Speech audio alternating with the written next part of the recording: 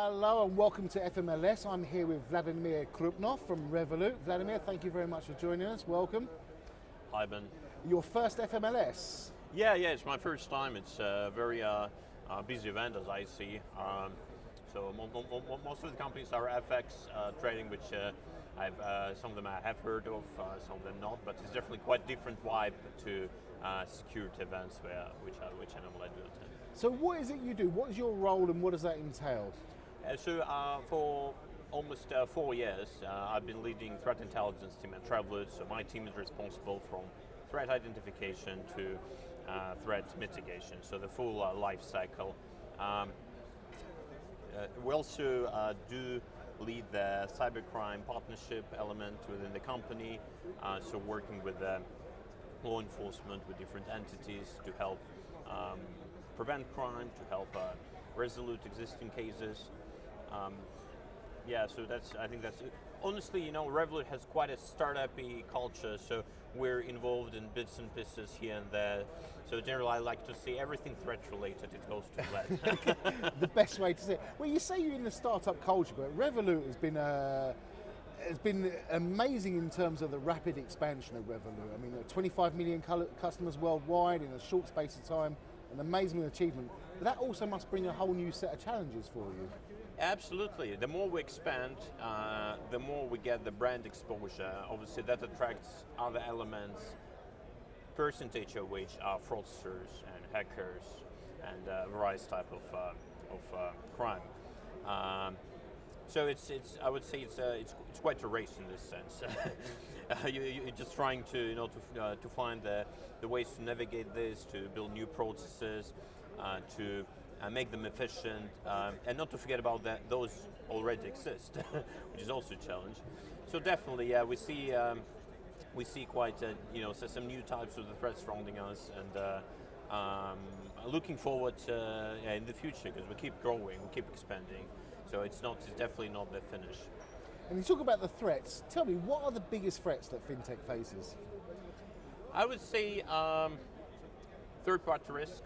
So many fintechs, they're very much vendor-driven. We as a company have many vendors as well. And that's definitely a challenge. So the whole vendor life cycle, from onboarding to maintenance to offboarding, definitely a challenge. So third-party risk. Secondly, gangs similar to lapses or similar. So that's quite a new phenomenon. I like the phrasing where everyone was obsessed about APTs and this more of a Star Wars type of the warfare. Then it's just a bunch of kids who made the media for the past half a year, even the year.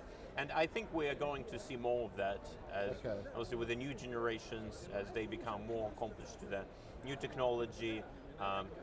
For example, my nephews, they use YouTube since I think they were 4 or 3. But obviously they have more expertise. Yeah. They will get more expertise, and that lowers the barrier for this new generation to enter the crime world as well. So unfortunately, this happens. We're going to see more of that, and we need to be ready for these unpredictable, unstructured threats. So, I mean, you say got to be ready, but with the hacking in the financial sector becoming increasingly common, and as you say, increasingly sophisticated, how do you prevent these? I mean, how do you try and stay one step ahead of them? I think once it comes to fintechs, once it comes to anything new, the core is industry collaborations, so having the proper exchange routes with your peers and suppliers, talking to your competitors. Security is out of the competition. Security is a global issue. Yeah.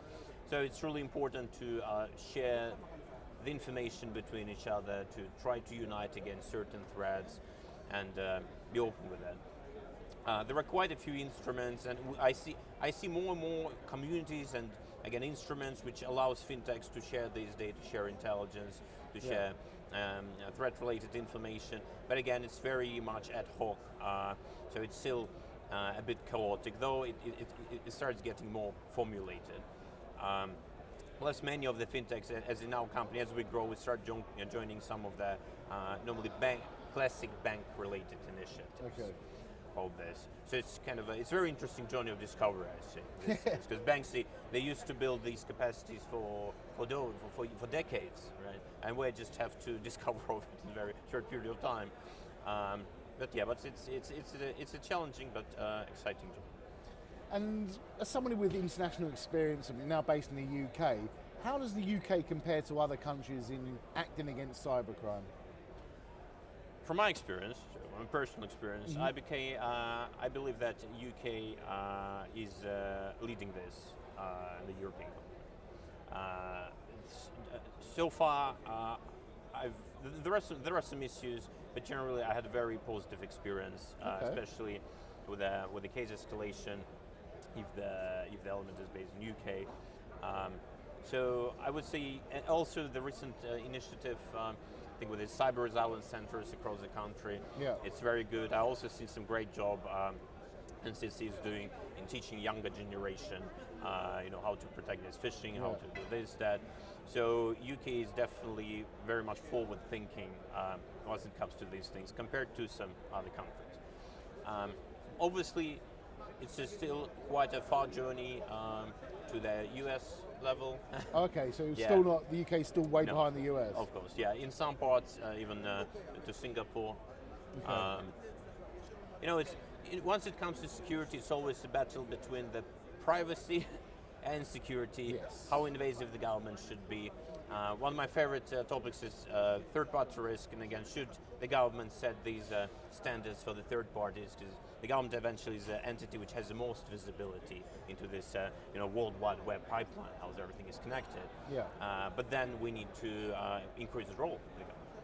So it's always a struggle, it's always a fight, and but I think UK is doing a good job, and the plans recently announced and even online safety bill should all have a very positive contribution to the general safety of the world. You think the the FCA have got the finger on the pulse when it comes to the threats from cyber?